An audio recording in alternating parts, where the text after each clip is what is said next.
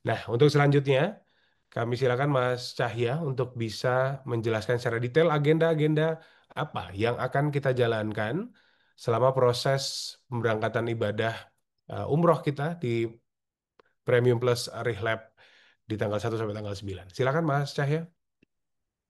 Baik, terima kasih Mas Anggi. Izin melanjutkan Bapak Ibu sekalian. Jadi setelah ini saya coba go through aja secara ringkas.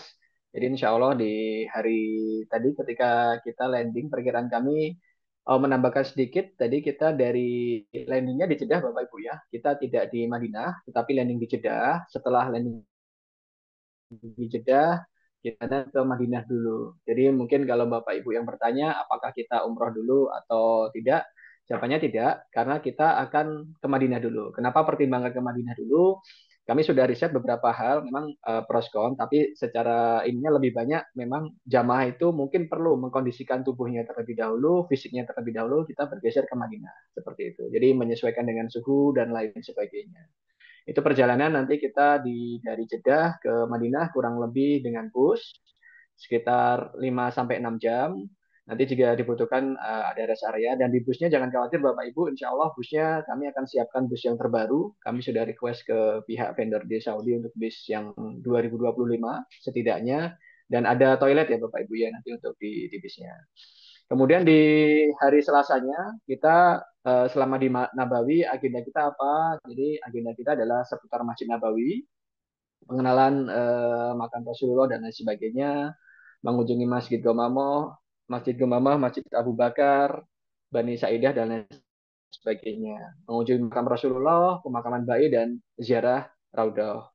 Terus kemudian ibadah di Masjid Nabawi dan ada sesi khusus yang memang sebagaimana di booklet kami yang sering kami sampaikan, kita ada sesi ngabdur. Nanti teknis akan kita infokan lebih lanjut ya Bapak Ibu ya, teknis ngabdur itu seperti apa. Dan kemudian ada sejarah perjuangan Rasulullah.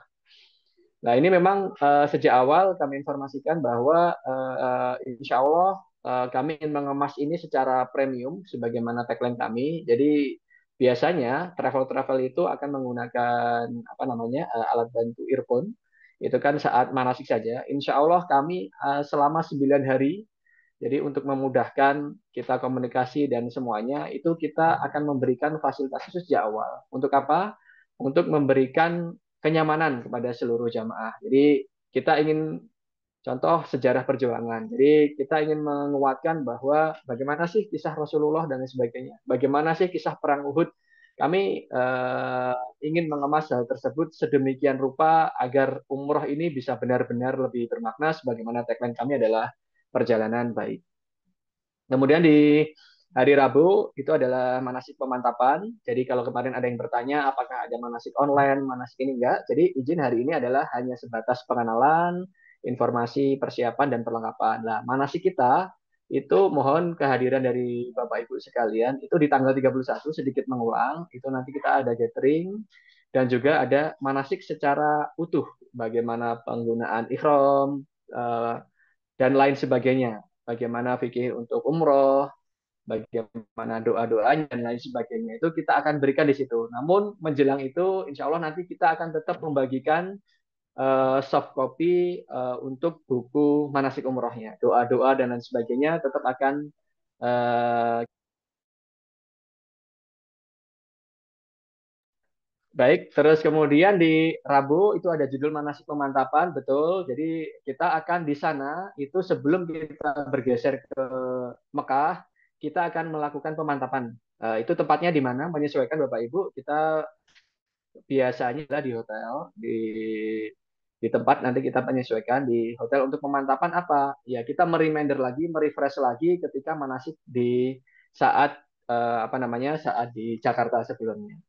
Kemudian ada City Tour Kota Madinah. Kita nanti akan yang wajib adalah kita mengunjungi Masjid Kuba, kemudian Jabal Uhud. Di sini kita tidak hanya ingin mengemas Jabal Uhud, kita datang melihat Uhud, terus bagaimana perang Uhud. Tidak, kita di sini izin kami sampaikan di awal, insya Allah kami ingin mengemas sedemikian rupa bahwa kita di Uhud itu kita benar-benar tahu bagaimana sih perang Uhud itu sebetulnya. Jadi kita memberikan siroh yang lebih mendalam bagi Bapak Ibu semua ya. Karena tagline kami tadi ingin tidak hanya sebatas perjalanan saja, tetapi ingin memberikan experience yang berbeda. Kami di sini di awal itu ingin menguatkan sejarah, menguatkan terkait kisah-kisah kepada para jamaah.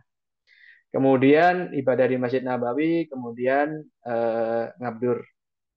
Lanjut di hari Kamis kita itu adalah hari terakhir di Madinah. Jadi memang kurang lebih di sini adalah di Madinahnya itu 3 hari.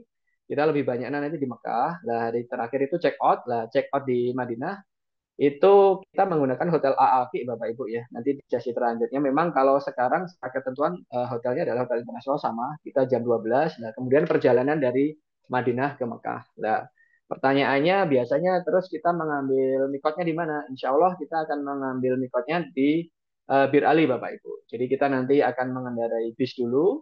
Ini kalau konsep kami adalah kita nanti kita tetap akan mengikuti sholat duhur terlebih dahulu di Madinah, kemudian sholat duhur sekalian dijamak, duhur jamak dengan asar. Jadi kita tetap mengikuti 4 rakaat duhur, kemudian lanjut kita jamak di asarnya. Lah habis itu kita check out hotel, kemudian kita naik bis, kita mampir sejenak di Bir Ali kurang lebih sekitar 30 menit perjalanan. Nah, kita mengambil mikot di sana Bapak Ibu. Jadi yang sering banyak ditanyakan adalah apakah kita perlu menggunakan ihram dari apa namanya kita baru ganti di Bir Ali atau kita sejak awal. Kalau di kami insya Allah lebih baik secara secara apa namanya lebih nyamannya adalah memang ketika kita sejak sholat duhur dan asar ini khususnya yang bagi laki-laki ya kita penggunaan ihram ketika di apa namanya sholat di Masjid Nabawi sholat duhur dan sholat jamak sholat asar kita sudah sekalian mengenakan ihram terus kemudian kita bergeser ke Bali untuk mengambil mikot dan melakukan perjalanan selanjutnya. Perjalanan dari Madinah ke Mekah lebih panjang dibandingkan perjalanan Jeddah ke Madinah, jadi kurang lebih sekitar 7 sampai 8 jam. Perkiraan kami adalah kalau perjalanan itu lancar, kita akan nyampe di Mekah itu kurang lebih sekitar di jam 6 sore Bapak Ibu. Di jam 6 sampai jam 7. Nah itu adalah waktu sekitar maghrib dan isya. Nah kita nanti kondisional apakah kita bisa apa namanya sholat isya maghrib dan isya di Masjidil Haram atau tidak. Kita sifatnya kondisional ya Bapak Ibu ya. Setelah itulah ini mungkin banyak pertanyaan atau beberapa jamaah itu menanyakan ibadah umroh jam 23. Apa itu tidak terlalu malam? Ini kembali lagi Bapak Ibu, ini sifatnya kondisional. Kami mencoba melihat adalah kita menyesuaikan dengan kondisi jamaah. Idealnya memang kita begitu nyampe, mungkin kita akan memberikan waktu dulu, Bapak Ibu, untuk istirahat. Untuk istirahat para jamaah.